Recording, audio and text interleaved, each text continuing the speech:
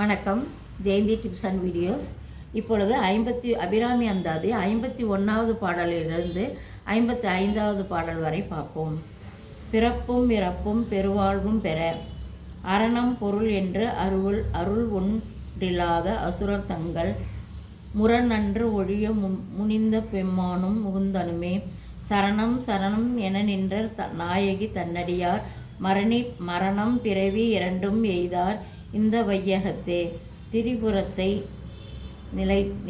நிலையென்று நினைத்து தன்மையற்ற அசுரர்களை அழித்த சிவபெருமானும் திருமாலும் வணங்கக்கூடிய அபிராமி அன்னையே, உன்னையே சரணம் சரணம் என்று அடியவர்களின் மரண பயத்தை ஒழிப்பாய். அது மட்டுமல்ல, அவர்களை பொய்மையான இந்த உலக வாழ்விலிருந்து விடுவிப்பாய், பெருநிலை தருவாய். 52வது பாடல். வாழ்க்கை செல்வங்கள் சிறக்க வையம் துரகம் மதகரி மாமகுடம் சிவிகை பெய்யும் கனகம் பெருமிளை ஆரம் பிறைமுடித்த ஐயன் திருமலையால் அடித்தாமரைக்கு அன்பு முன்பு செய்யும் தவமுடையார் குளவாகிய சின்னங்களே. ஏ அபிராமியே, உன்னிடம் அன்பு கொண்டு தவம் செய்யும் ஞானிகள் உன் திருவடி தாமரைகள் வணங்குகின்றார்கள். அத்திருவடிகளை கண்டு கொள்ள அடையாளம் ஏதுவென்றால் பிறையணிந்த சிவபெருமானின் துணைவியே. வையம் நேர் தேர் குதிரை யானை உயர்ந்த மணிமுடிகள் பல்லக்கு கொட்டும் பொன் உயர்ந்த முத்து மாலைகள் இவையே நின் திருவடி சின்னங்கள். வையம் தேர் முதலிய அரச சின்னங்களை அம்பிகை பக்தர்களுக்கு அளித்திருப்பதனால் அவர்கள் மன்னர்களாவார் என்றார்.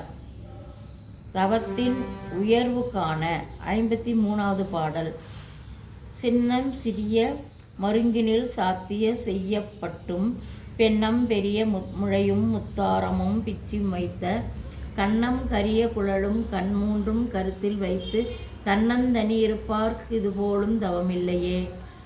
ஏ அபிராமி, மென்மையான இடைகளையும் செம்மையான பட்டாடைகளையும் அழகிய பெரிய முளைகளும் முத்தாரமும் அணிந்தவளே, வண்டு மொய்க்கும் பிச்சிப்பூவை கரிய குழலும் சூடியவளே ஆகிய 3 திரு கண்களை உடையவளே, உன்னுடைய இந்த அழகெல்லாம் கருத்தில் கொண்டு தியானித்திருக்கும் அடியார்களுக்கு இதைவிட சிறந்த தவம் எதுவும் இல்லை. 54வது பாடல். இல்லாமை சொல்லி ஒருவர் தம்பால் சென்று இழிவுபட்டு நில்லாமை நெஞ்சில் நினைவுகளில் நித்தம் நீடு தவம் கல்லாமை கற்ற கயவர் தம்பால் ஒரு காலத்திலும் செல்லாமை வைத்த திரிபுரை பாதங்கள் சேர்மின்களே. வறுமையை நீக்க. ஏ வறியவர்களுக்கு, நீங்கள் வறுமையினால் பாதிக்கப்பட்ட ஒருவனிடத்தில் பொருளுக்காக சென்று அவர்கள் உங்களை இழிவுபடுத்தாமல் இருக்க வேண்டுமா? என் பின்னே வாருங்கள், முப்பரங்க நாயகியான பாதங்களை சேருங்கள். தவத்தையே செய்யாத பழக்கமுடைய கயவர்களிடமிருந்து என்னை தடுத்தாட்கொள்பவள் அவளே. 55வது பாடல்.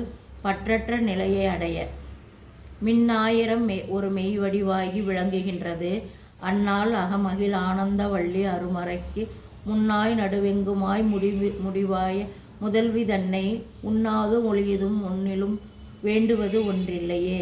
அபிராமி, நீ 1000 மின்னல் சேர்ந்தார் போன்றிய வடிவுடையவள், தன்னுடைய அடியார்களுக்கு அகமகிழ் தரக்கூடியவள், ஆனந்தவள்ளி, அருமையான வேதத்திற்கு தொடக்கமாகவும் நடுவாகவும் முடிவாகவும் விளங்கும் முதற் பொருளுமானவள். உன்னை மானிடர் நினையாது விட்டாலும் நினைந்திருந்தாலும் அதனால் உனக்கு ஆகக்கூடிய பொருள் ஒன்றும் இல்லையே. வணக்கம். அடுத்து 56வது பாடலிலிருந்து 60வது பாடல் வரை பார்ப்போம்.